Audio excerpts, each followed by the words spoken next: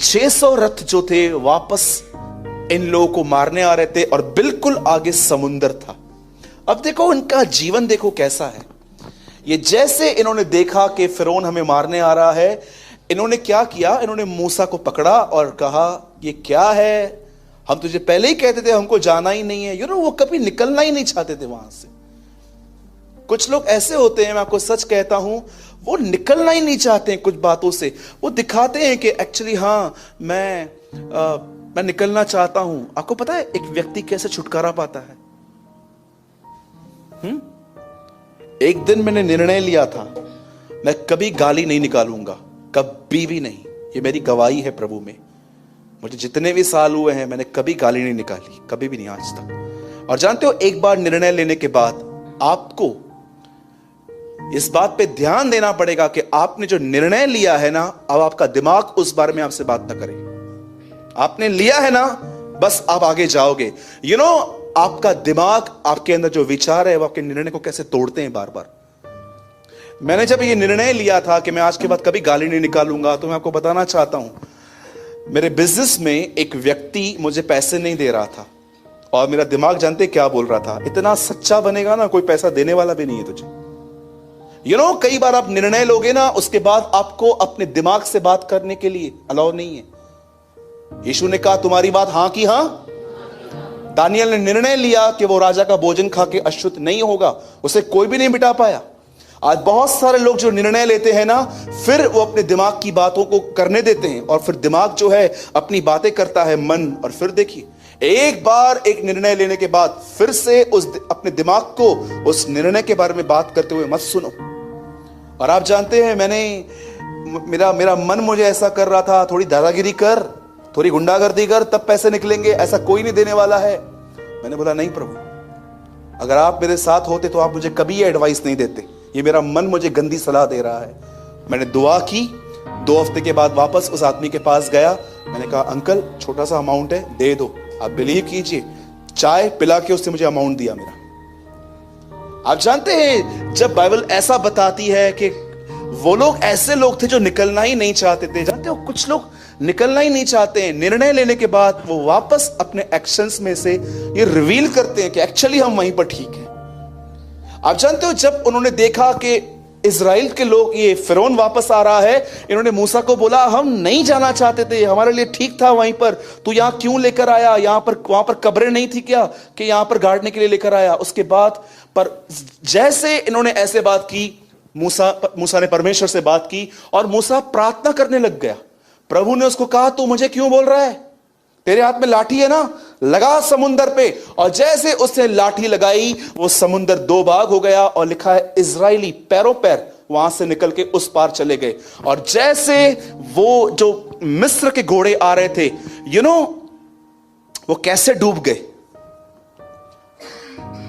आपको पता है क्या लिखा है, यहोवा ने उनके पहियों को निकाल दिया, परमेश्वर ने उनके पहियों को निकाल दिया, वो वहीं पर रह गए और समुंदर ने वापस उनको बंद कर दिया। अब सुनिए, 5 मिनट पहले ये कुड़कुड़ा रहे थे, अब देखो ये क्या कर रहे हैं। जैसे वो वहां पर उस पार पहुंचे, बाइबल बताती है मूसा की बहन थी मरियम, मरियम नहीं मैरियम, कई लोग उसको भी मरियम कहते हैं, मैरियम लिखा गया है। उसकी बहन थी मैरियम और वहां पर कुछ औरतें थी, इन्होंने डबली कुछ चीजें निकाली और ये सब बहनें वापस सेलिब्रेट करने लग गई। मैं आपको सच कहता हूं, मैंने बाइबल के गीत पढ़े हैं। बाइबल में कहां पर हन्ना का गीत है, मूसा का गीत है, प्रकाशित वाक्य में भी गीत है। एक जगह तो ऐसा लिखा गया है, उन कुछ लोगों को प्रकाशित वाक्य में एक ऐसा गीत दिया गया है जो कोई नहीं गा सकता। वो एक गीत वो गा रही थी। अब देखो ये सेलिब्रेशन था, वो सेलिब्रेट कर रहे थे कि प्रभु ने हमको छुड़ाया। और जानते हो वो सेलिब्रेट जैसे खत्म हुआ, मूसा ने कहा चलो अभी आगे। जैसे वो आगे चले, लिखा है 3 दिन 3 रात पीने का पानी नहीं मिला। और जानते हो फिर क्या हुआ, फिर चालू हो गए ऐसा कैसे। और 3 दिन 3 रात के बाद जब पानी नहीं मिला, तब जानते क्या हुआ, एक प्लेस पे वो लोग आए जिसका नाम था मारा। बोलो मारा। हाँ, बाजू वाले को मारने का नहीं क्या नाम था, बोलो बाजू वाले को, मारा। एक प्लेस पे वो लोग पहुंचे जिस प्लेस का नाम था मारा। वहां पर थोड़ा पानी था, पर जब उस पानी को टेस्ट किया गया तो वो पानी कड़वा था। फिर कुड़कुड़ाना स्टार्ट किया, ये कैसा है, पानी कैसा है। आपको पता है फिर मूसा ने क्या किया? प्रभु को बोला, प्रभु मैं क्या करूं? प्रभु ने कहा, वो देख एक पौधा पड़ा है वहां पर, उसको ले पानी में डाल, पानी हील हो जाएगा, मीठा हो जाएगा। मूसा ने किया, जल दिया। आप जानते हो इस घटना को जब पूरा ही नहीं हुआ उसके बाद जानते क्या लिखा है? जैसे इजरायली थोड़ा आगे पहुंचे एलीम की तरफ, वहां पर लिखा गया है पानी के 12 सोते बह रहे थे और वहां पर 70 खजूर के पेड़ थे। मैं आपसे एक बात पूछना चाहता हूं, लाल समुद्र पे कुड़कुड़ाया, फिर सेलिब्रेट किया, उसके बाद फिर से कुड़कुड़ाया और संतुष्ट हैं। कितने लोग इस वचन के अंदर अपने जीवन का चित्र देख पा रहे हैं कि रविवार को आप घर जाते हो और आपका पति आपको बोलता है, अरे कैसी है, क्या वचन है आज। कई भाई लोग कहते क्या वचन था। मैं आपको कहना चाहता हूं, ट्यूसडे तक आपकी करेज आपके पास क्यों नहीं रहती?